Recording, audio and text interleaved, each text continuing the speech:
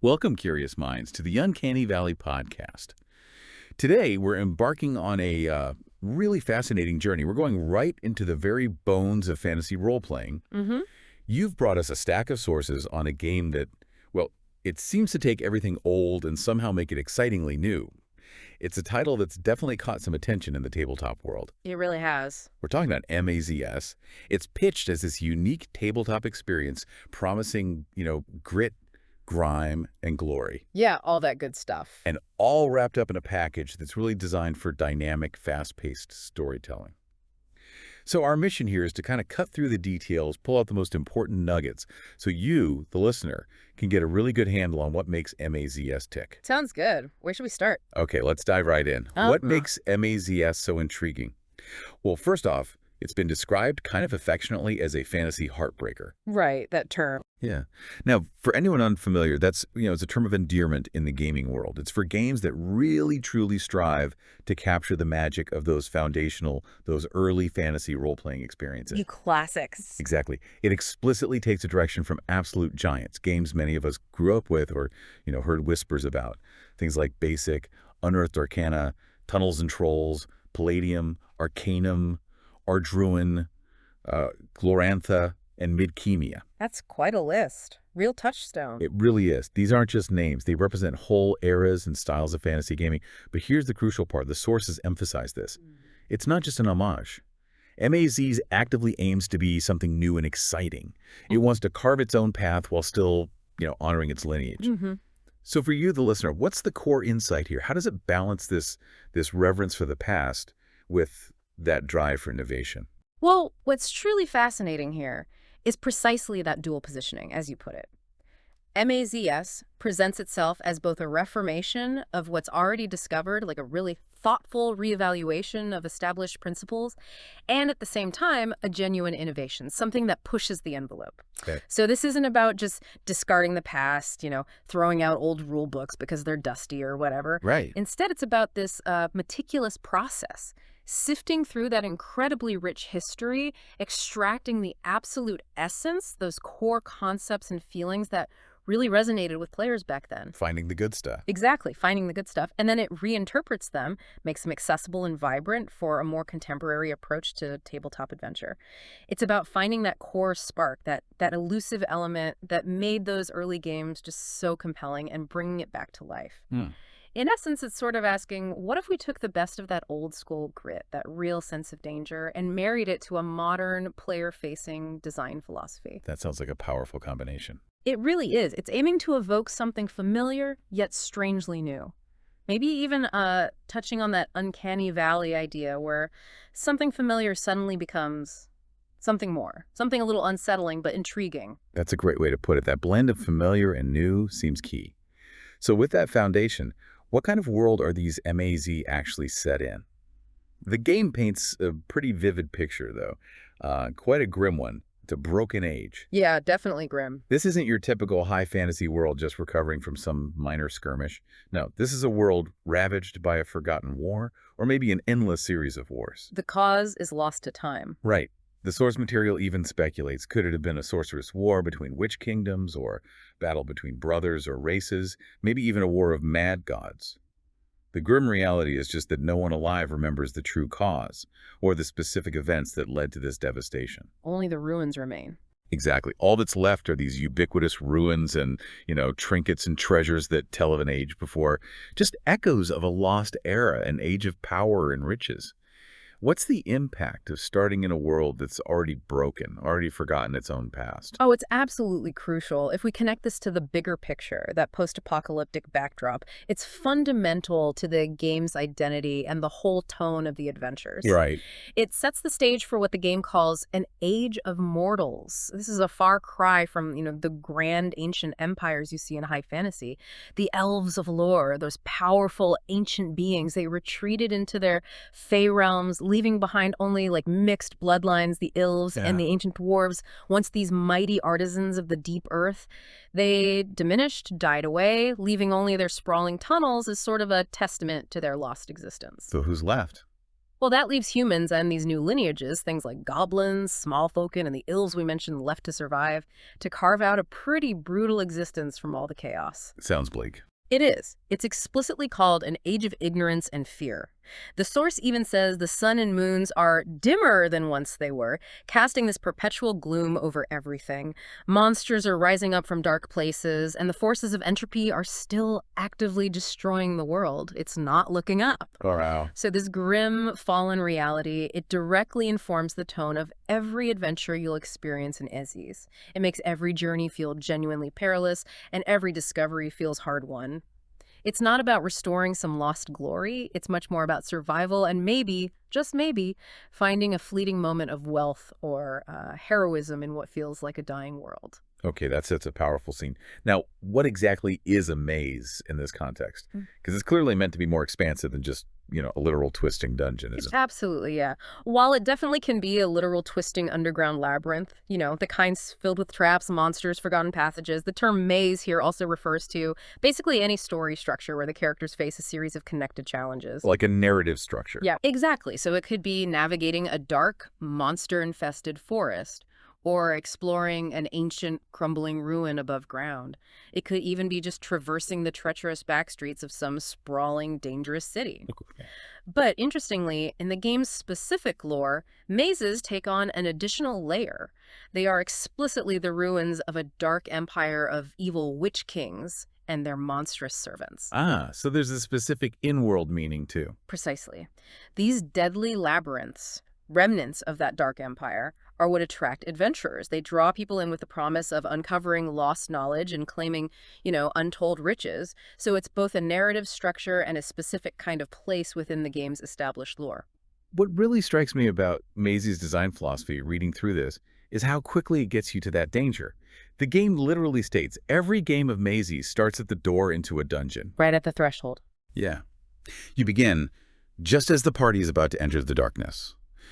For someone like our listener, who maybe appreciates efficiency, how does this commitment to skipping the preamble, the town visits, finding the quest giver, how does that fundamentally change the tabletop experience? What's the real impact of being as close to the danger as possible right from minute one? Oh, it's incredibly impactful, especially, like you said, for players who value their time and just want to jump straight into the action. Yep. It leads directly to the core narrative style, the game's ethos.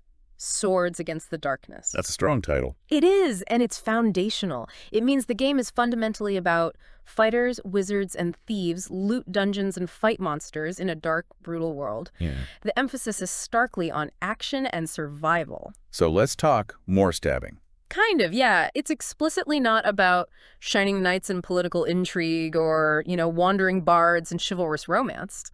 Those elements, totally valid in other games, are deliberately set aside here. Yeah. Instead, it's about characters fighting for glory, for greed, and for self.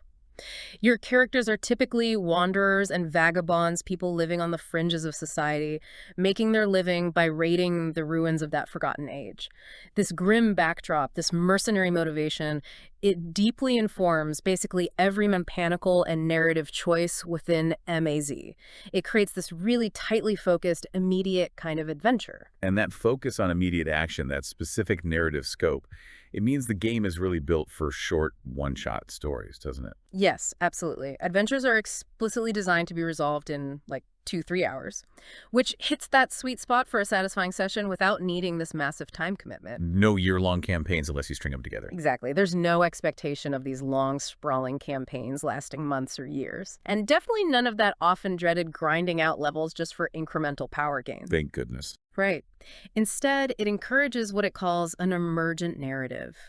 Stories naturally unfold and connect based on what happens at the table, much like those old fantasy novellas from the 60s and 70s. These little leaner ones. Exactly. They were far leaner, more focused than the, big fat fantasy novels that were often influenced by later, more complex RPGs. And how does it handle things like getting supplies or finding out about the monsters? Ah, cleverly. To keep that focus squarely on the immediate adventure, the game suggests using flashbacks. Oh, nice. Yeah, so you can use a flashback mechanic to explain things like, oh yeah, we went to town for supplies before this, or we spent time researching this monster in the library. It's a brilliant narrative tool that keeps the action front and center. That is clever. It keeps the momentum going. It absolutely is. Yeah. And that whole design philosophy is incredibly appealing for today's players. People are busy, it respects your time. You can get a complete, satisfying story arc in a single evening rather than feeling obligated to commit to some months-long campaign. And that emergent narrative part means the story isn't pre-written, it's genuinely discovered at the table. Like a real conversation. Yeah, exactly. It's like a conversation unfolding rather than a lecture being delivered. And that's what really sets it apart from a lot of modern RPGs that maybe prioritize long-form, multi-session storytelling. Here, you come, you play, you leave with a complete tale, and it feels significant, even if it was brief. Okay, so we've got this grim world, this immediate start, this focus on short, punchy adventures. How does MAZES then handle the nuts and bolts? The combat, the interaction. I'm particularly interested in this core idea of rulings over rules. For someone maybe used to very strict, detailed rule books, what does that freedom really mean for my experience at the table? And how does the maze controller, the MC, handle that? Right. That's a fundamental shift in philosophy, and it's absolutely central to that old-school role-playing feel MAZE is aiming for. Rulings over rules essentially means the rule book isn't trying to be this exhaustive legal document that anticipates and explains every single possible scenario. No clause for everything. Exactly. Instead, it provides a solid groundwork, a clear, intuitive framework of core mechanics. This empowers the maze controller, the MC, to adjudicate actions on the fly, making calls that best serve the narrative and, the fun of the game in that moment. Oh, more flexibility for the MC. Yes, but it also impacts the players. For you as a player, this fosters an environment where you really can try anything. If it makes sense in the fiction, if you can describe it plausibly, the MC figures out how to resolve it using the provided tools, rather than having to flip through endless tables or search for some obscure specific ruling. Okay. Less searching, more playing. Precisely. It encourages creativity, thinking outside the box, which is really a hallmark of those classic games. That sounds incredibly freeing, honestly. But the obvious question, how do you keep things fair and consistent without having rigid rules for every little thing? What are those core tools you mentioned that provide the framework for this flexible storytelling? That's a crucial point, and MAZES addresses it very elegantly, I think. The game relies on a robust set of core tools, not fiddly subsystems, that help keep rulings consistent. You've got your fundamental action, save, and effect rolls, the basic dice rolling. Okay. Then, for character definition and how you modify things, you have aspects and edges. Situational factors are handled cleanly by vantage, advantage, or disadvantage. Right. Crucial individual resources are managed through stars and hearts, and any lingering consequences are tracked by conditions. On the group level, you've got treasure, which is abstract, and darkness, this critical pacing and tension mechanism. We'll definitely need to talk more about darkness. Oh, yeah. And then you have moments for turn-taking. Plus, dynamic narrative elements like hazards, flashbacks, and resource these all weave player agency directly into the narrative flow. So it's a toolkit, not a rulebook Bible. Exactly. These elements provide a clear, intuitive structure. It empowers the MC to make quick, consistent rulings, ensuring the game flows smoothly and remains equitable for everyone, even with that emphasis on improvisation. Okay, at the very heart of FZ's design is this concept I find truly brilliant for streamlining play. My role is my role. You, the player, are tied to a single die type. But what's the profound impact of that? How does this fundamental choice simplify decision-making and character identity in a way maybe other games don't? The insight there is really profound, I agree. My role means each character is fundamentally tied to a single die, a D4, D6, D8, or D10. And critically, you only ever roll your assigned die. Never anything else. Never anything else. No grabbing a D20 for a skill check or a D12 for damage if that's not your die. If you're a D4 character, you always roll a D4 for everything you attempt. This immediately grounds your character's capabilities and identity in that specific die. It simplifies the game immensely by removing that decision paralysis about, which die do I use for this task? Yeah, I can see that. It makes the character's core identity feel almost tactile. You physically feel the difference between being a D4 Paragon and a D10 Sentinel in every single roll you make. It's incredibly elegant and cuts straight to the core of who your character is without needing to constantly reference complex charts or stats. Building on that then, let's talk specifics. What are the three core types of rolls that I, as a player, will actually be making? How do they differ in purpose? Right, you'll primarily engage with three core types of rolls. First up is the Axis Sheen roll. This is what your character attempts to do on their turn. Okay, my action. Yeah. You describe what you're doing, attacking, sneaking, investigating, whatever. And the MC determines which of four action types it falls under. Books, boots, blades, or bones. We'll get into those. Then you roll your single character die against a static target number range listed right on your character sheet for that action type. If your roll falls within that range, you succeed. Simple, direct. So if I'm trying to, I don't know, outrun some horrible crab bear monster through a crumbling corridor, Okay, classic maze problem. the MC might say, okay, roll boots, and I'd look at my sheet, see the target numbers for boots, and hope my die roll hits one of them, like maybe a 3, 4, or 5. Exactly, that makes perfect sense. That's your action roll. Okay, what's next? The second type is the Savory roll. Now, these typically happen on the MC's turn when something in the maze is happening to you. And crucially, remember, the MC never rolls dice in MAZ. Never. That's huge. It is. So if a monster attacks, you don't wait for the MC to roll its attack. Instead, the MC describes the monster's action. The goblin slasher lunges at you with its rusty blade, and you roll your die to save yourself from that danger. So I roll to dodge or block. Pretty much. In that case, you'd likely be rolling a blade save, trying to hit the target members for blades to avoid getting hurt. This puts all the agency squarely in your hands, even when you're facing off against the maze's deadliest inhabitants. I really like that player-facing design. It keeps the tension right here on my side of the screen. Okay, and the third type?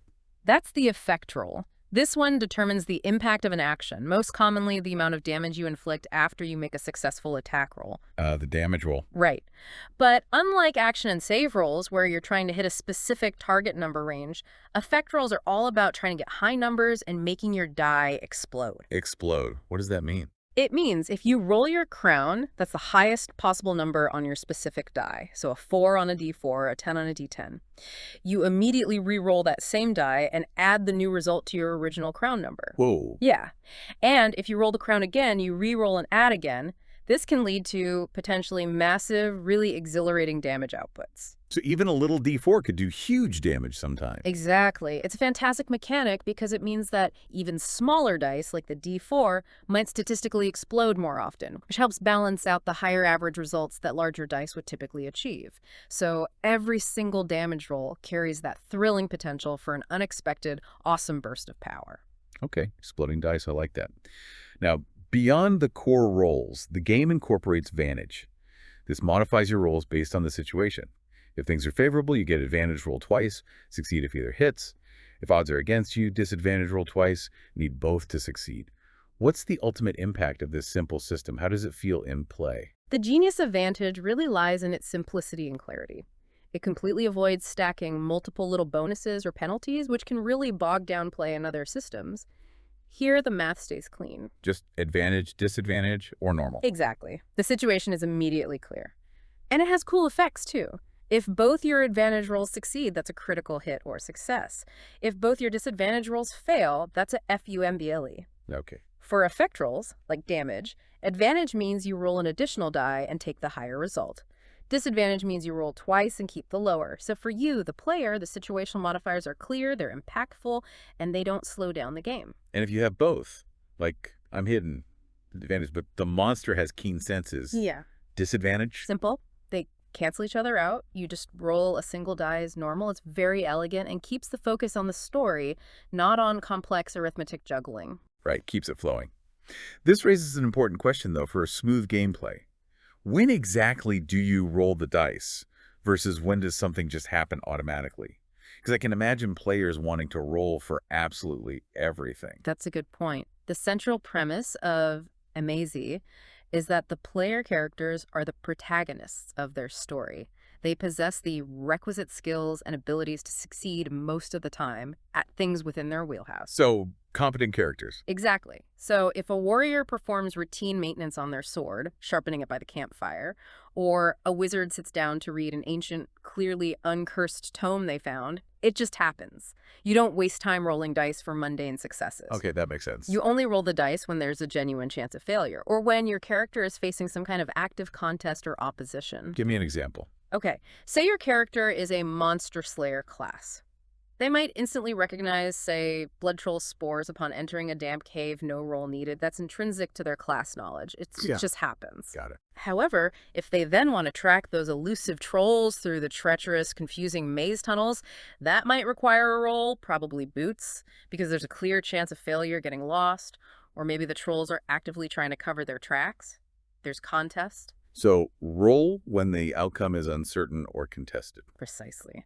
This streamlines play by focusing dice rolls only on moments of genuine dramatic tension and meaningful stakes. That makes perfect sense for keeping the game moving. Now, diving a bit deeper into how those actions are resolved, you mentioned MAZ guess categorizes actions and saves into 4 core resolutions: books, boots, blades, and bones. How do these categories really shape character identity and the flow of the game? These 4 categories are absolutely fundamental to how each role, the D4, D6, D8, D10 character types, feels distinct and plays differently. Okay, let's break them down. First, books. Right. You roll books for anything involving knowledge, perception, mental powers, or using your senses keenly. Think investigating, noticing details, understanding lore, resisting mental influence. Success typically requires a roll of 2 or 3. And the Paragon, the character with the D4, is explicitly designed to excel here. So the Paragon is the smart one, the investigator. Pretty much, yeah.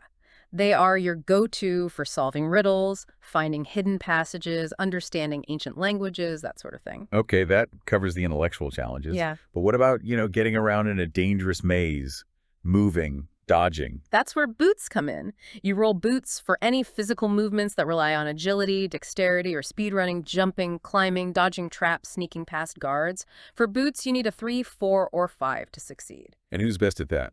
The Vanguard, the character wielding the D6, is designed to be the best at boots. This makes them agile, quick on their feet, and hard to pin down. They're often your scouts, your acrobats, the ones taking point. Got it. And what about when things inevitably get violent? That's blades. This covers any violent action, whether you're using a sword, your fists, or even casting a spell that causes direct harm. And crucially, blades isn't just for attacking. If you're trying to avoid getting hurt by a physical attack, you're rolling a blade save. Okay, attack and defense. Exactly. A success here requires a 4, 5, 6, or 7. And the fighter, the character wielding the D8, is explicitly designed to be the best at blades offensively. They hit more reliably, ensuring they are your primary damage dealer in combat. The face smasher, as you said. The designated face smasher, yes. And finally, for resisting pain, pushing through hardship, sheer toughness. That's bones. You roll bones to steel your resolve, resist pain, fight off disease, or test your raw strength and endurance. This includes saving versus poisons, resisting debilitating curses, lifting heavy things under pressure. For bones, you're aiming for a 5, 6, 7, 8, or 9. And the master of bones is? The Sentinel, the character with the robust D10. They are the best at bones, making them incredibly hardy and defensively formidable. They are your tanks, your protectors, the ones who can take a beating. What's really fascinating here, looking at those target numbers, is how the numerical distribution is so carefully crafted. It ensures each role truly behaves differently. It creates these distinct feels and playstyles. For instance, you might have noticed that a Paragon, the D4 user, naturally cannot succeed at a Bones roll. Their die simply doesn't go high enough to hit 5 through 9. How does this deliberate design choice encourage deeper collaboration? How does it really define each role's unique strengths and weaknesses at the table? That's not an oversight at all. It's a very deliberate core design choice.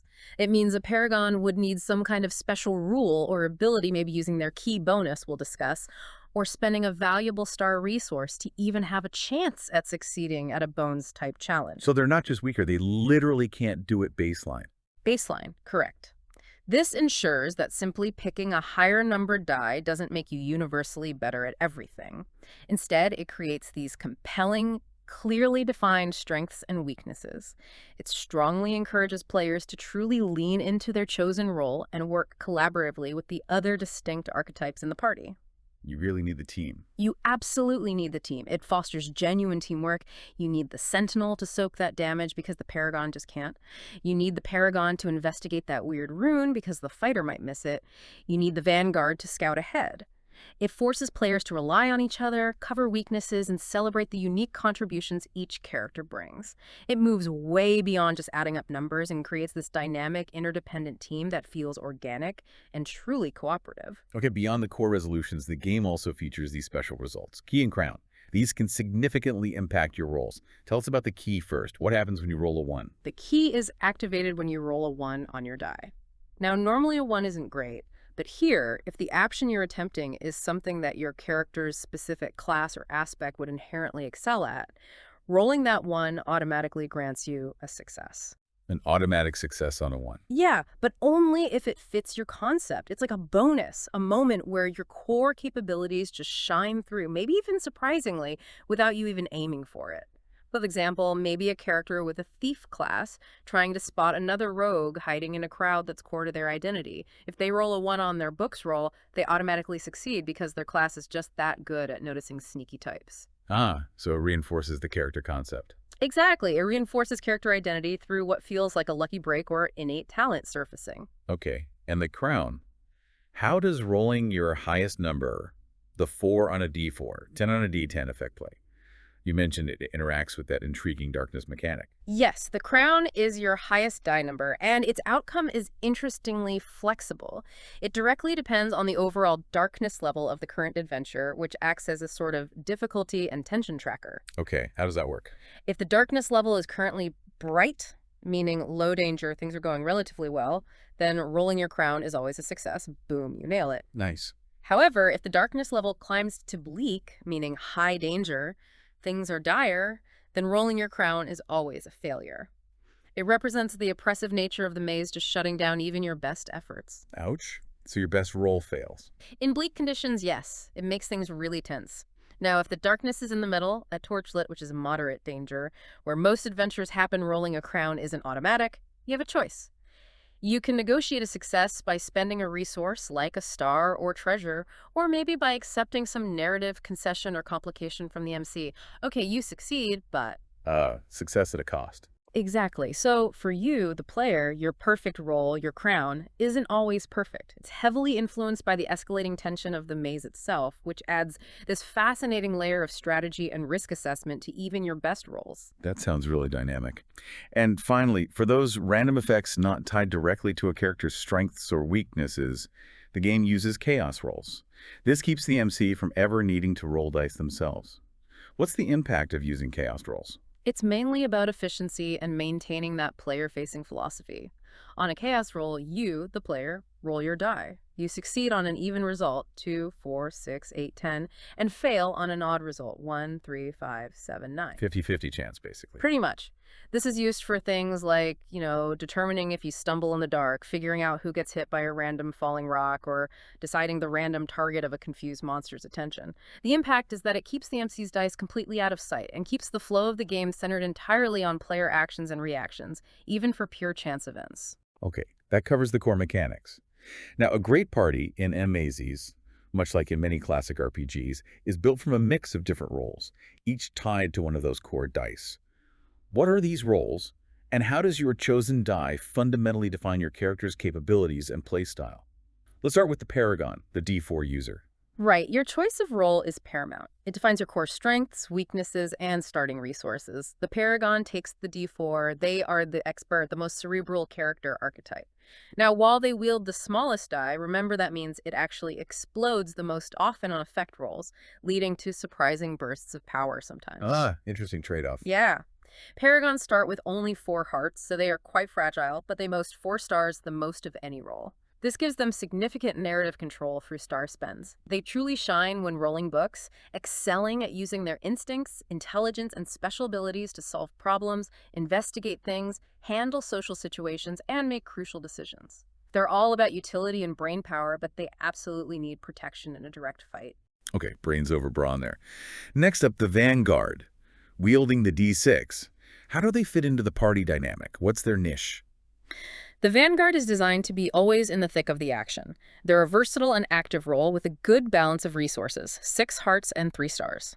They are described as pretty good at basically everything, physical action, combat, skills. They particularly excel at books and boots rolls, making them both agile and perceptive. The jack of all trades. Kinda, yeah. While other roles might be definitively better at specific things the fighter at hitting, the Paragon at thinking the Vanguard's true strength is their overall versatility. They have the ability to back up any other character, stepping in wherever needed. They are your generalists, capable in many situations, but maybe rarely the absolute best at any one thing, solid and reliable. Got it. And for those players who just want to be on the front lines, literally smashing faces, that's the fighter with the D8, right? Correct. The fighter, armed with their D8, is explicitly designed, as the book says, to take up the D8 fighter. You are here to smash faces. Uh-huh. Love the directness. It's very clear. With 8 hearts and 2 stars, they truly take center stage in battle, focusing almost entirely on offense. They shine when rolling blades, being statistically more accurate and consistent in combat than even the mighty D10 Sentinel, because their target numbers cover more of their die faces. Accuracy over raw power sometimes. Exactly. Fighters are also robust in boots and bones situations, meaning they can move through danger reasonably well and take a decent hit. However, they are somewhat limited in the books department. They tend to prefer action over contemplation. They are your quintessential frontline warrior, designed to dish out significant, reliable damage and lead the charge. And finally, the Sentinel with the mighty D10. What's their core identity? What's their job? The Sentinel, wielding that powerful D10, is explicitly called the shield that guards the party. They boast a massive 10 hearts, the most of any role, making them incredibly durable. But they only start with 1 star, meaning they have very little narrative control compared to others. They're about raw presence. All health, less flexibility. Pretty much. Sentinels are great in combat, and particularly excel at brawn and health tests, those bones rolls we talked about. They deal the most potential damage on a fetch rolls due to the high ceiling of the D10 and its explosion potential, often landing truly devastating blows. Though, as mentioned, they are statistically less accurate than the fighter on blades rolls because their success range is smaller relative to the D10's total faces. Okay. Their weakness lies in their key ability. Rolling a 1 is less likely on a D10, and their books rolls. They are not built for nuanced investigation or social maneuvering. However, they are undeniably the most defensive role, incredibly hard to take down, and designed specifically to soak up damage and protect their squishier allies. It's really clear from that breakdown how these distinct roles and their inherent mechanical differences tied directly to their assigned dice truly encourage genuine teamwork at the table. For our listener, what's the ultimate impact of this structure on how a party actually plays together? Does it force cooperation? It absolutely does. The ultimate impact is that you simply can't just have a party of, say, 4 fighters and expect to succeed optimally in every situation MAZES throws at you, especially when it comes to investigating clues, avoiding complex traps, navigating social encounters, or dealing with magical effects. You need the mix. You absolutely need the mix. Each role has specific, pronounced strengths and equally pronounced weaknesses. This means a well-rounded party needs a combination of these different capabilities to truly thrive in the maze. It forces players to rely on each other, to actively cover each other's weaknesses, and to celebrate the unique contributions each character brings to the adventure. Less lone wolfing. Much less. It moves beyond simply adding up damage numbers and creates this dynamic, interdependent team that feels organic and truly cooperative. It fosters genuine collaboration where everyone really does have a moment to shine based on their specific role. Okay, beyond the dice mechanics and roles, MAZES uses a pretty streamlined resource system that seems absolutely central to its gameplay flow. What are the key resources that define how a game of MAZ actually unfolds moment to moment? Right, the core resources are moments, hearts, stars, treasure, and darkness. Each plays a really distinct role in shaping both the narrative and the challenges you face. Let's start with moments. Oh, yeah. Moments. Are these just turns? They're essentially your turns, yes, but unlike many systems with rigid initiative orders, MAZES keeps it flexible and conversational. Each player gets a moment to describe what they are doing. The MC might then ask for a roll or perhaps a resource spend based on that description. The key rule, which ensures everyone gets fair screen time, is everyone gets a moment before anyone else gets another moment. Round robin style. Exactly. This guarantees that every player participates and has a chance to act before the maze controller takes their turn, which usually involves the players making save rolls against whatever the MC throws at them. It's a very fluid, conversational approach to turn taking, less like a strict board game order. Okay, that sounds smooth. Then we have hearts. These represent life force, energy, right? Your total hearts are tied to your roll, equal to your die's crown number. But there's that fascinating twist you mentioned earlier, the grind of battle. Tell us more about that. How does losing hearts work? This is a really major design choice, and it heavily emphasizes the brutal, attritional reality of delving into the maze. The rule is stark. Every time a character takes a violent action, they lose a heart. Every time you attack. Almost every time you make an attack roll, yes. Or cast a directly harmful spell that requires a roll. You're expending a piece of your own life force, your stamina. This grind of battle represents the sheer exertion and stress of combat, constantly pushing characters towards negative conditions like being tired or stressed. It forces you to really consider the cost of every single swing of your sword or every blast of magic. Is it worth spending that heart right now? So combat itself wears you down, not just getting hit. Precisely. Now, importantly, you don't lose hearts for making saves, or when you spend a star on a violent action, that star spend already accounts for the exertion. But yeah, standard attacks cost you, and when you eventually run out of hearts, you go down. You're incapacitated. You must then take a negative condition to get back up, otherwise your character is out for the scene, and potentially even facing death if things are really bad. It makes combat feel much more visceral and costly. Wow. Okay. That's a significant departure from just tracking hit points. Yeah. What about stars? These sound like they're central to a character's special power or cool moments. They absolutely are. Stars represent your character's special power, whether that comes from intense magical ability, years of specialized training, immense personal wealth influencing things, or perhaps their unique lineage granting them an edge. Spending a star is a powerful move. How so? It lets you take the spotlight and gain control of a situation. Essentially, spending a star allows you to guarantee success on an action, assuming the MC approves it as feasible within the fiction, without needing to roll the dice at all. An auto success. Pretty much. It's your character's moment to shine, to make a significant dramatic impact when it really counts. It's a guaranteed narrative turn in your favor. You can refill your limited pool of stars either by taking a condition, either when you go down and recover, or by deliberately choosing to take a rest action during a lull, reflecting a moment of catching your breath and refocusing your inner reserves. What's really fascinating here, though, is the strategic depth these resources add, especially when you combine them with mechanics like flashbacks and details that you touched on.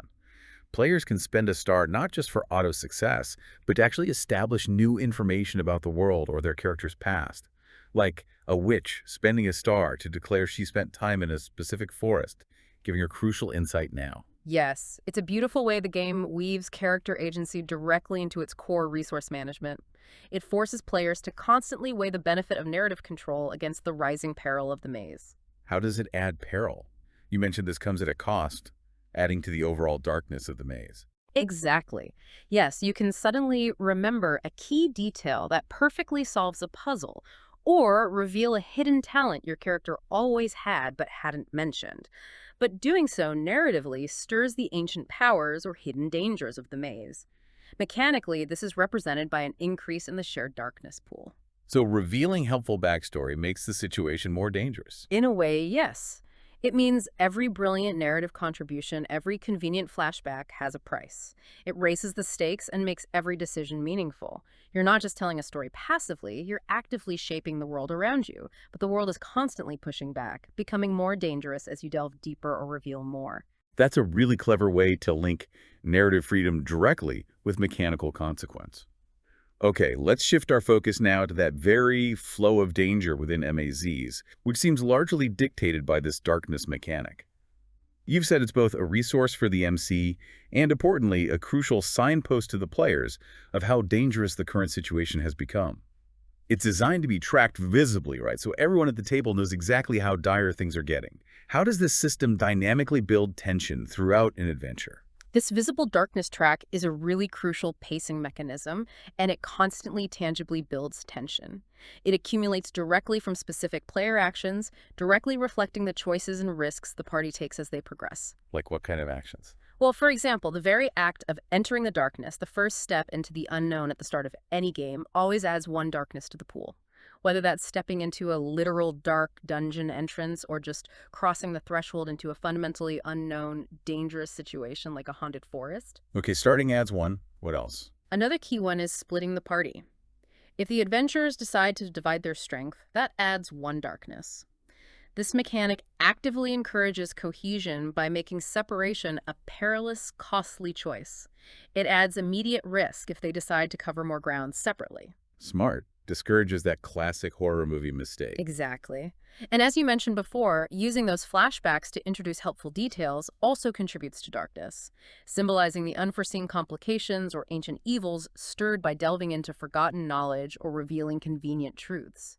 It acts as this constant visible reminder that your actions have consequences, and the maze is always reacting to your presence. And as darkness rises, things get progressively harder, directly influencing the mood and the actual difficulty. What are the three distinct phases or levels of darkness, and what does each one mean for me as a player trying to survive? Right. There are three critical phases of darkness that dictate the overall tone and mechanical effects. First, you have bright conditions, which is when the darkness tracker is at 1 to 3 points. This is your relatively safe zone. Things are described as fresh, clear, and in relative control. Crucially, mechanically, any crown rolls, those highest number results on your die, always succeed here. No cost, no negotiation. So early on, your best rolls are reliable. Yes, giving you a sense of confidence. Also, if you happen to find yourself at death's door, which happens when you go down and fail a subsequent check, any rolls you make to cling to life are made with advantage in bright conditions, offering a better chance of survival. Okay, that's bright.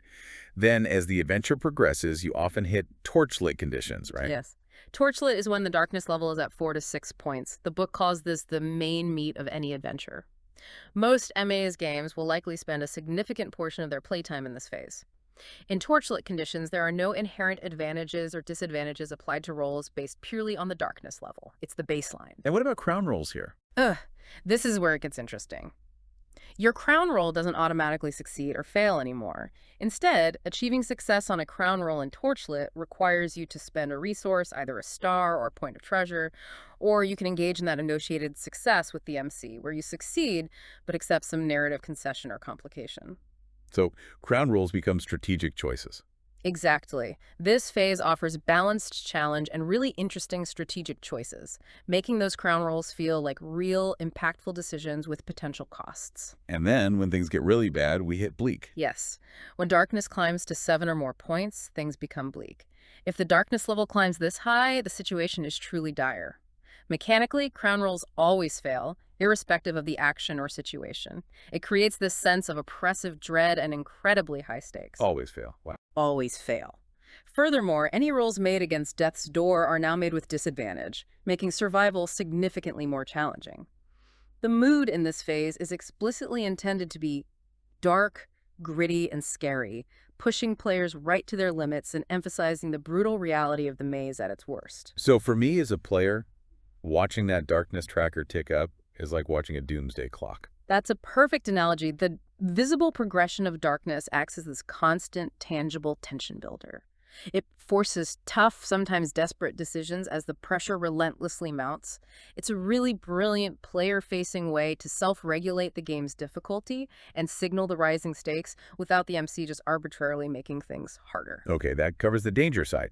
Now, on the flip side of danger, there's treasure. Right. You mentioned it's an abstract group resource. It's not about counting every single copper piece or tracking every mundane item. Exactly. Treasure is intentionally abstract.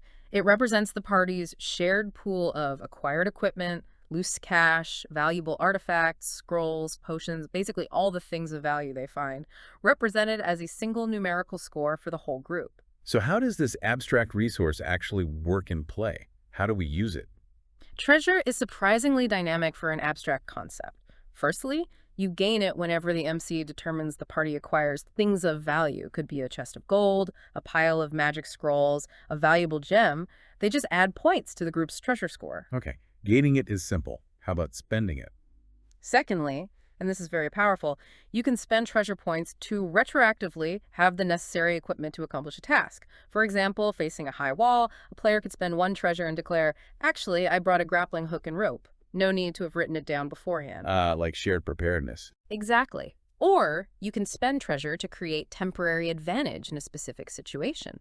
Like spending a treasure to declare you scatter marbles on the stairs to trip pursuing guards, or light extra lanterns to negate darkness penalties, or even pull out a potion of invisibility you found earlier.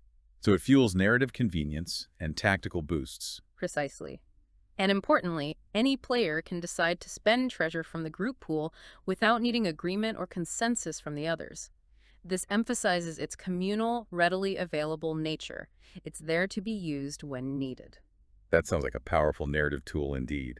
And how does treasure interact with that darkness level we just discussed? It interacts in an interesting way that reinforces the darkness phases. If the darkness level is currently bright or torchlit, spending treasure benefits the entire party.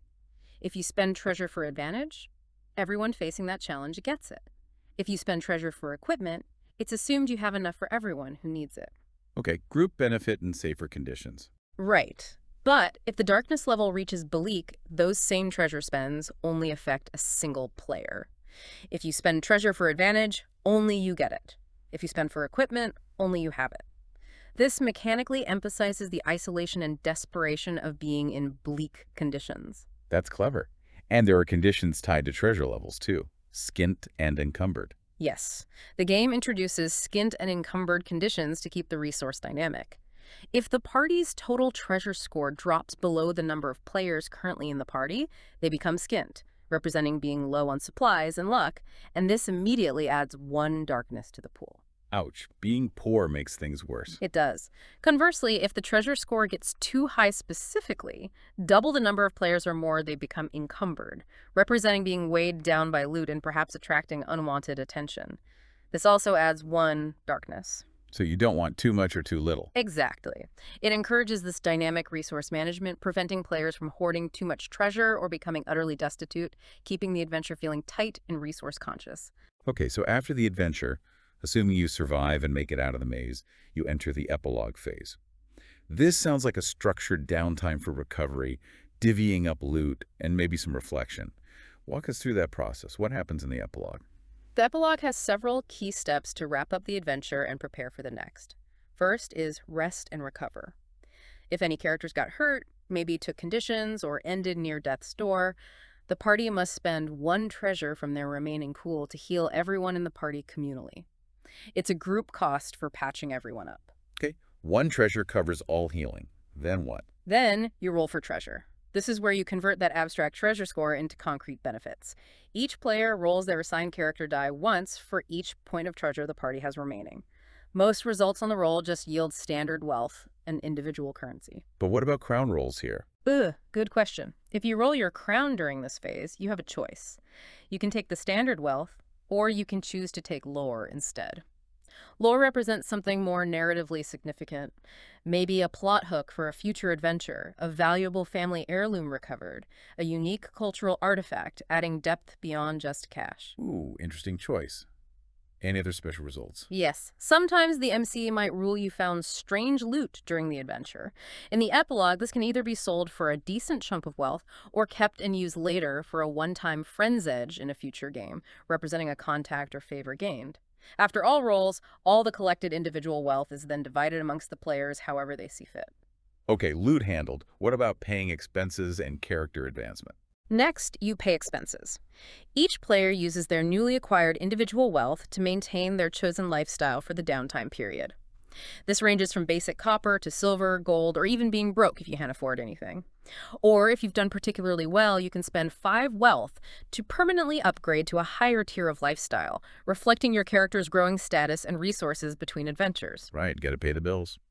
And finally, character advancement. How does that work? Finally, there's character advancement. It's deliberately simple and narrative-focused. After your very first adventure with a character, you have the flexibility to exchange any one existing edge you have for a different one, reflecting lessons learned, shifts in focus, or personal growth from that initial foray. Swap one edge. Oh. Then, after your second adventure, and presumably each subsequent one, though the text focuses on the first 2, you get to ADD a new edge to your character sheet. This can be any standard edge you qualify for, or it could be one of the powerful advances like Mastery, making crown rolls count as key rolls for a specific mastered skill, or Veteran, letting you shake off a condition once per session. So growth comes through gaining or changing these descriptive edges. Exactly. This raises an important question then. How does this method of progression differ fundamentally from traditional RPGs that often focus heavily on numerical leveling, gaining levels, increasing stats, getting more hit points? What's the ultimate impact on the player's sense of their character's journey? How does it feel different? The fundamental difference is that the focus here is explicitly not on grinding out experience points to gain levels of power in that strictly linear numerical sense that many RPGs use. No XP charts. No XP charts. Instead, MAZES is about cultivating dramatic characters who grow and change, primarily through their experiences, reflected in the acquisition or swapping of those narrative edges. This approach mirrors the iconic heroes found in classic sword and sorcery fiction. Think about Conan or Fafard and the Grey Mouser. They often impose their existing ethos and skills onto events rather than being fundamentally changed by them into something completely different. Right, they learn new tricks, maybe get tougher, but they're still recognizably themselves. Precisely. Their abilities might evolve, gaining a new edge here, achieving mastery in a specific weapon there, but their core identity, their selfhood, remains largely consistent, even as they face increasingly challenging circumstances. So for you, the player, this means your character feels like a distinct personality who gains wisdom, new unique skills, or perhaps sheds old habits, rather than just becoming a collection of ever-increasing statistics on a sheet. It strongly emphasizes narrative and personal evolution over simple, abstract power acquisition. It feels more like character development in a story. That's a really interesting approach. Okay, let's backtrack a bit to character creation itself. The path begins with this truly fundamental question that immediately defines your character's whole approach to the world. How do you solve your problems? The answer to this simple yet profound question defines your character's aspect, which then funnels your choices for available classes and, importantly, dictates how you can spend your precious stars. Let's dive into these aspects, starting with the sword aspect. What does that entail? Right, the aspect is your core problem-solving philosophy. If you declare you solve problems by the edge of my sword, you're embodying the sword aspect. These are your martial characters, the warriors, mercenaries, soldiers, anyone focused on armor and weapons. Their power comes directly from combat prowess. And how does that affect their scar spends? When a sword aspect character spends a star, it's always going to be about martial maneuvers, well-thought-out attacks, deploying special equipment they carry, or coordinating tactical actions. For example, you could spend a star to deliver a decisive coup de grace to dramatically end a climactic battle, or maybe to instantly set up a shield wall with your retainers against an incoming rampaging beast. Or perhaps to perform a dazzling spin with your scimitar, attacking everyone within reach in a single moment. Very action hero focused. Exactly. Their star spends are direct, impactful, and rooted firmly in their combat expertise, making them feel like true heroes of action on the battlefield. Okay, what about those who prefer a more subtle approach? What if you choose the shadow aspect? If you solve problems from the embrace of the shadows, you're choosing the shadow aspect. These characters specialize in stealth, subterfuge, specialized skills, and using tools effectively. Their power stems from knowledge, preparation, and often misdirection. And their star spends reflect that. Absolutely. Spending a star as a shadow character typically reflects their preparedness, their unique abilities surfacing at just the right moment, maybe flashes of crucial insight, timely production of just the right gear, or employing ancient secret techniques.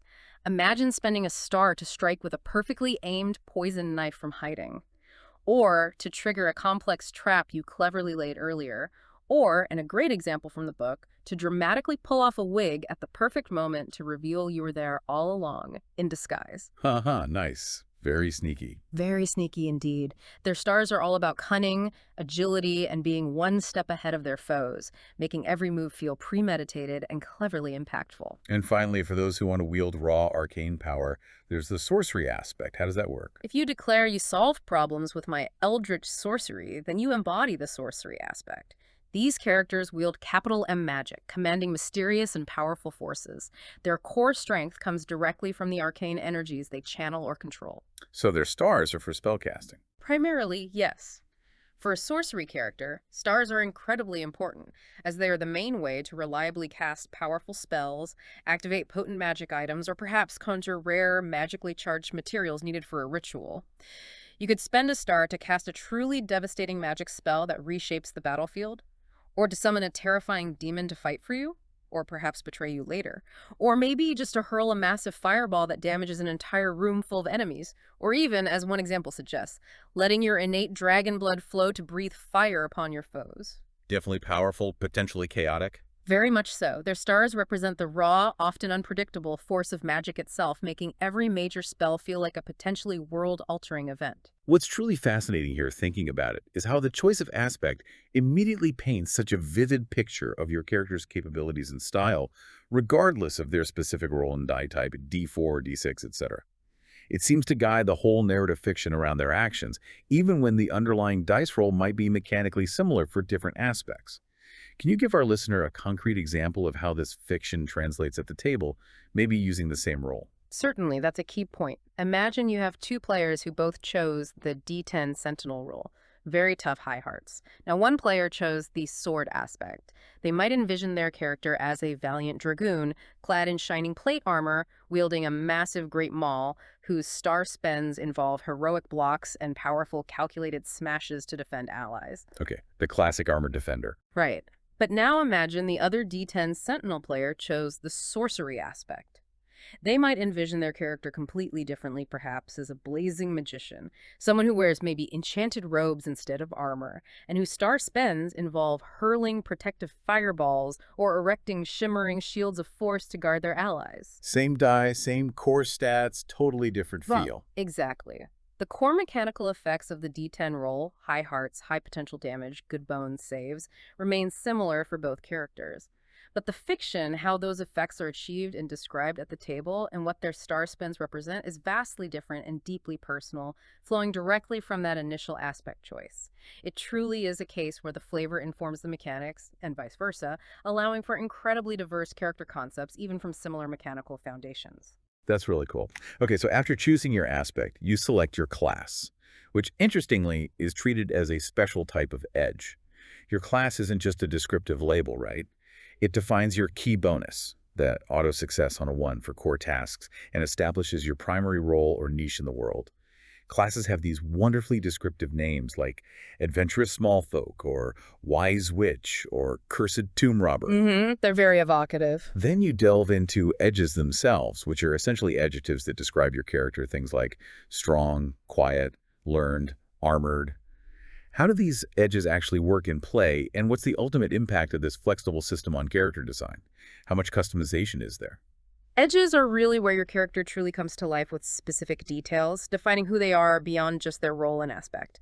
Mechanically, they're primarily used to gain advantage on relevant roles, or sometimes to prevent disadvantage in specific situations where that edge applies.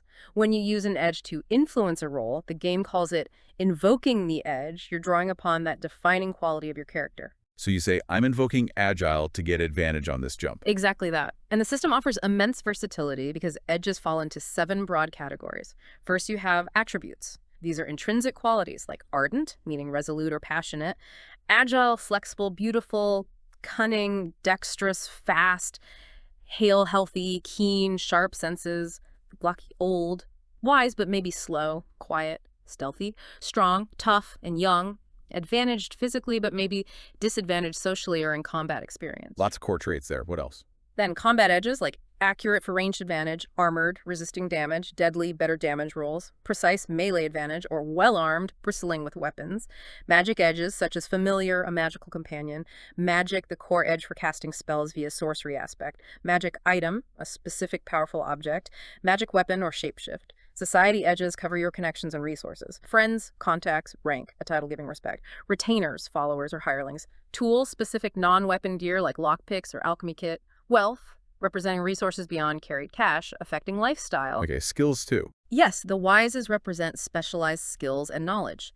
Things like animal-wise, speak with beasts, gear-wise, good with machines, traps, locks, learned, general academic knowledge, lore-wise, knowledge of ancient things, maze-wise, specifically familiar with navigating mazes, nature-wise, street-wise, and traveled, worldly knowledge. Wow, that covers a lot. And lineages. Lineages define your character's culture, bloodline, or non-human race, providing unique abilities based on that heritage. The sourcebook details 3 core examples: the bugbear lineage, hulking, strong, dark vision, smell; the elf lineage, elver, elemental affinities, minor magic; and the small folk lineage, stout, halfling-like, family-focused, speak with animals. And finally, there are advances, which are special edges gained only through character progression, like mastery or veteran. It seems like you could build almost anything with those combinations. Yeah. You really can. An adventurous small folk class might always be traveled. Then choose between being animal, wise, or lucky, and finally pick between dexterous or hale. A cursed tomb robber might always be lore-wise, then choose between maze-wise or quiet, and finally between cunning or agile. What's truly fascinating here is the sheer breadth and depth of options available to create genuinely unique characters. Yeah. These edges aren't merely abstract mechanical bonuses, they offer concrete, evocative ways for you, the player, to describe who your character is and how they interact with the world. It makes every action feel incredibly tailored and personal. When you invoke an edge like keen to spot that hidden trap or well-armed to gain advantage as you draw multiple daggers, you're not just applying a modifier, you're actively reinforcing your character's identity within the fiction of the game. It's very cool. Okay, let's delve into the magical heart of MAZES now. Magic in this world is described very evocatively as ancient, primal, and very real. Apparently, it was ubiquitous in the ancient world that fell. And even though its control and knowledge have dwindled significantly in this broken age, magic remains deeply infused in the very fantasy of the game, potentially touching the lives of even common folk in subtle ways. How is this raw, untamed magic actually structured within the game's mechanics? How do spellcasters work? The magic system in Mazes is actually brilliantly structured, I think. It's built around two core pillars that provide a flexible yet defined framework for all things arcane. First, we have the 5 elemental domains. These represent the fundamental building blocks of creation itself, the raw stuff of magic. Okay, what are the domains? They are SKY, which governs air, gases, weather, gravity, sound. Sea, controlling oceans, water, liquids, cold, but also, intriguingly, time. Forge, encompassing metal, fire, heat, volcanoes, but also human passion and invention. Earth, linked to living things, plants, trees, animals, poisons, but also emotions. And finally, night, representing darkness, entropy, decay, souls, the future, secrets, and fear. Wow, some interesting combinations there. Sea and time, forge and passion. Exactly. It's not just the standard 4 elements, and each domain is uniquely designed in the lore to counter another one, like sea washes away forge, and control a different one, like sky rules over sea, forming this natural, cyclical balance of power. Okay, so those are the elements, the raw stuff. What about how magic is actually channeled or shaped? That's where the 5 schools of sorcery come in. These define the how, the methods or techniques a wizard uses to channel the power of the domains into specific actions or effects. What are the schools? They are conjuration, which is about calling forth elemental forces or objects. Its inverse, abjuration, removes or protects. Illumination, which includes divination for gleaning information, insight, or truth. Its inverse, illusion, warps senses or creates falsehoods. Enchantment, focusing on imbuing objects or creatures with magical properties, granting boons or curses. Evocation, which is about channeling raw energy for direct effects, like blasts or barriers. Its inverse repels or disperses energy. And summoning, specifically for calling forth creatures or spirits, its inverse is banishing. So domains are the what? Schools are the how. How do they combine? This dual structure allows for immense flexibility. A magic user can choose to focus primarily on a domain, the book calls these mages, and learn to use its power through any school they practice. Or they could focus on mastering a specific school, called wizards, and learn to apply that technique across multiple domains. And typically, casting spells, those big, impactful effects, is done by spending a star, which guarantees the spell works as intended. Okay, star for big magic. But here's where it gets really interesting and maybe unique for many players. This concept of mundane magic. This means you don't always need to spend a precious star to describe your character's actions with a magical fiction. Just as a fighter describes their blade's role as swinging a sword, a magic character can describe their regular, non-star-spent actions with magical flair. How does this fundamental concept shape how a spellcaster actually plays in Mazes, moment to moment?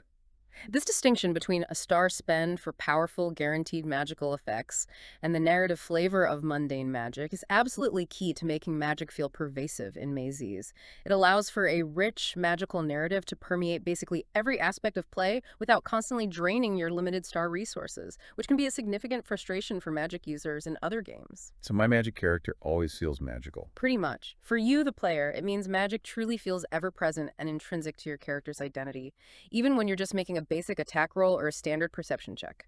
The mechanics might be the same roll, but the description changes everything. Give me some examples for the different action types. Sure. For books rolls, perception knowledge, instead of just looking carefully, you might describe your success as casting minor divination spells, scrying briefly into a polished shield, or your familiar whispering secrets in your ear.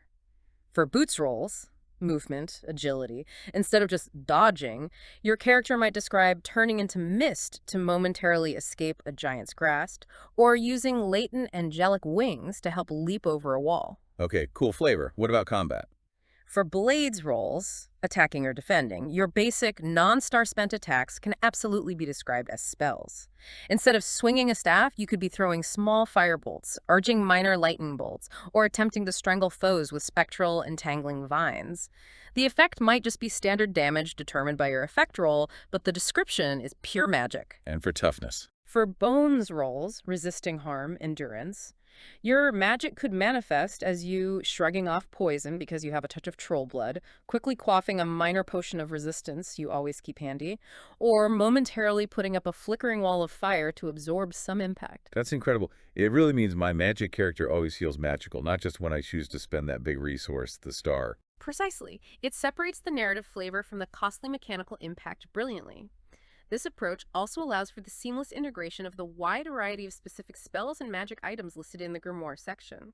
For example, a spell like Raven's Death Swarm, using Sky Night domains, could be a terrifying star-spend combination of conjuration and summoning, unleashing venomous spectral ravens, while a Rune of Protection, using the Forge domain, could be an enchantment star-spend that hexes the blades rolls of anyone attacking the protected target.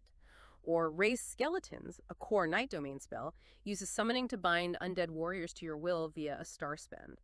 The sheer variety and imaginative descriptions provided for these magical effects truly embody the game's core weird fantasy, making every magical encounter feel unique and strange. Now, let's talk about the unsung hero, or perhaps, sometimes, the celebrated villain of many tabletop games, the Maze Controller, or MC.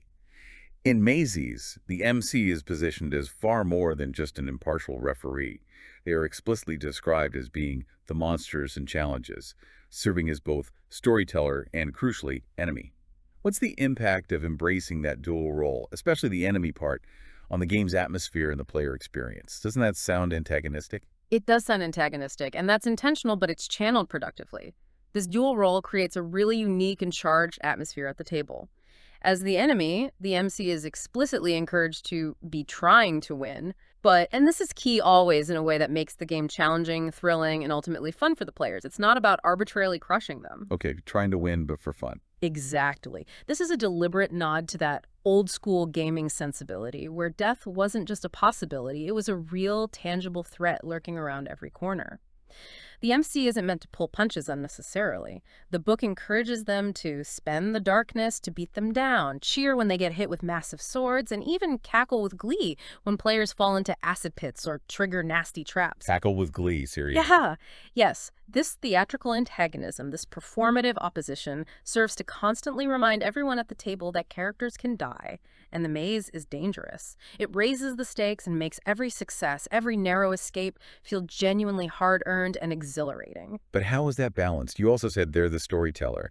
Right, that's the crucial balance. This enemy stance is tempered by the MC's role as storyteller. In this mode, the MC should also be an advocate for your players. They should be helping them do cool things, encouraging clever use of edges and resources, and rewarding interesting creative actions with advantage or maybe extra treasure. It's a tightrope walk, pushing the players hard while also championing their cool moments. This dynamic tension is what creates truly memorable sessions and ensures that uncanny sense of peril is always present, but doesn't feel unfair. Okay, that makes more sense. Now, MAZE encourages a very specific style of play, aptly named novella-style play. It's presented as a direct emulation of those short, hard-hitting fantasy novellas that heavily inspired the RPG genre in the first place. What does this mean for the actual length and structure of a typical game session? How short are we talking? We're talking pretty short and focused. Novella-style play means sessions are designed to be concise, typically running 2 to 3 hours. They are episodic, and each session should aim to tell a complete story arc with a clear, achievable goal set at the beginning. A full story in one evening. That's the goal. They also explicitly advise starting the session as close to the end as possible, plunging you right into the core danger or the final act, skipping tedious exposition or travel time. To help with this pacing, the game suggests having no more than 5 rooms or scenes per session. This keeps the focus incredibly tight and the pace brisk. 5 rooms isn't much for a dungeon crawl. It isn't compared to traditional mega dungeons. But the goal here isn't exhaustive exploration, it's hitting the dramatic beats. The overarching aim is to leave us wanting more, echoing the addictive, fast-paced nature of pulp sword and sorcery fiction, where characters were always stumbling from one perilous adventure immediately into the next, rather than grinding levels or mapping every square foot.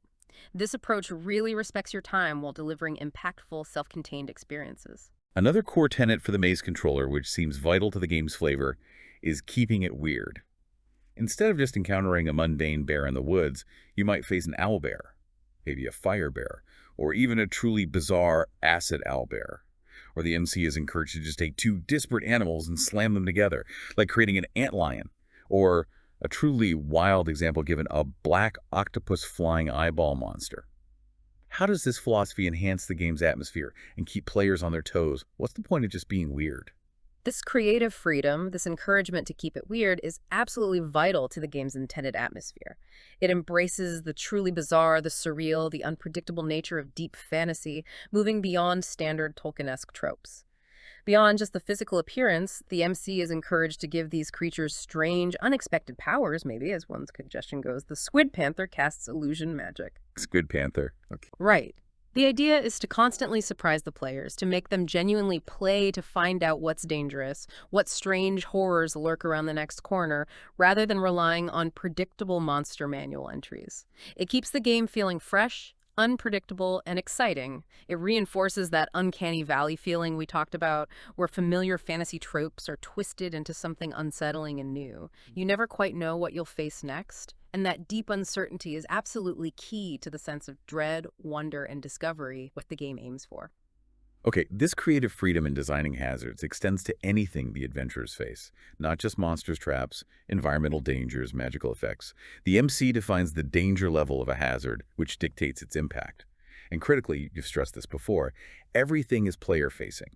What's the biggest impact of this design philosophy for me as a player when I encounter one of these weird hazards? The biggest impact for you, the player, is that you are always the one rolling the dice. The MC never rolls dice against you, not for attacks, not for traps, not for anything. So if that acid owlbear attacks me, The MC doesn't roll to hit you.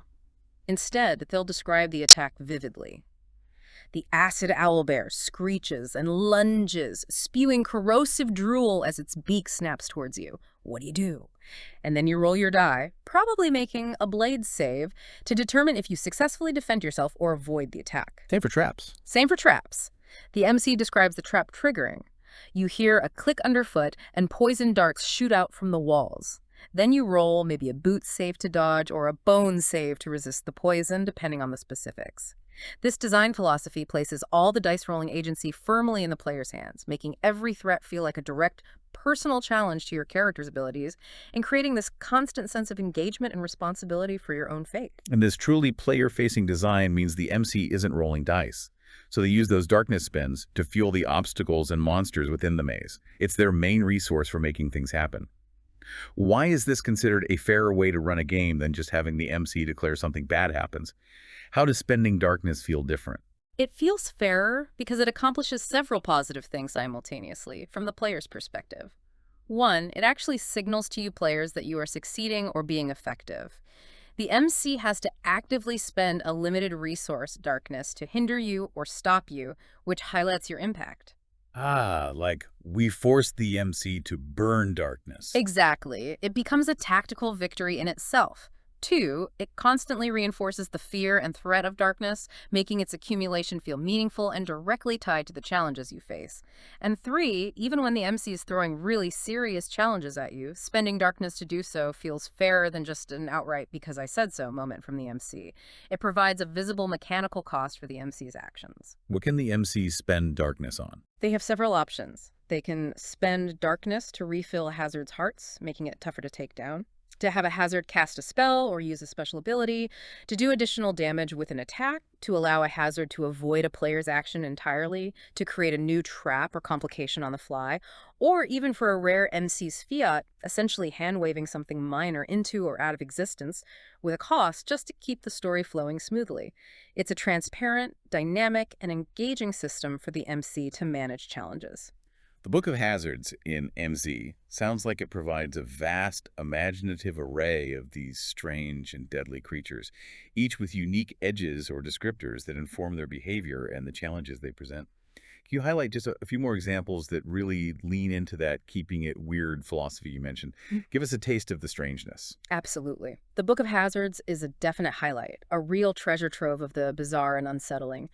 Let's see. You might encounter an animated mannequin. It's described with edges like armored, bound. It's a servant resistant to abuse, compelled by its creator's will, maybe endlessly repeating a task. Creepy. Okay, creepy puppets, got it. Or how about bicker knockers? These are venomous, quiet, stick-like insects that are explicitly attracted by contentious words and emotional displays of anger or fear. Their venom actually increases aggression in their victims, ensuring a more delicious, anger-fueled meal for them later. Wow, that's messed up. Insects that feed on arguments. Right. Or maybe crystal spiders. Yeah. Huge, vanguard, venomous. These are giant quartz spiders that build webs of shimmering diamond and whose bite paralyzes their prey. Beautiful, but deadly. Okay. More standard fantasy, but still cool. Give me something really out there. Okay, how about the okoloi? It's described as dark, flying, hypnotic, vulnerable. It's literally a floating mass of constantly moving, unblinking eyeballs that attacks your mind directly. It's capable of inflicting sheer terror by making you believe its horrifying illusions are completely real. Yikes. Floating eyeballs. That's pretty weird. Or one more, the Zinvasaga edges. Dark, horde, sea lineage, shapeshift. These are horrifying entities that literally steal faces from their victims, subsisting on souls, and leaving the victim's body to crumble into dirt or ash. And they often attack in groups. Face-stealing soul eaters. Okay, you've sold me on the weirdness. Each of these examples, and there are many more, really showcases the game's commitment to creating bizarre, memorable, and often mechanically distinct threats that will constantly surprise and challenge you. It's not just goblins and orcs here. It sounds like the MC has a truly limitless toolbox for strange horrors. And speaking of limitless resources, the game even includes comprehensive rules for using resources from the OSR, the old school Renaissance movement. What's the practical benefit of this for a maze controller who might already have a shelf full of old RPG modules or monster books? How easy is it?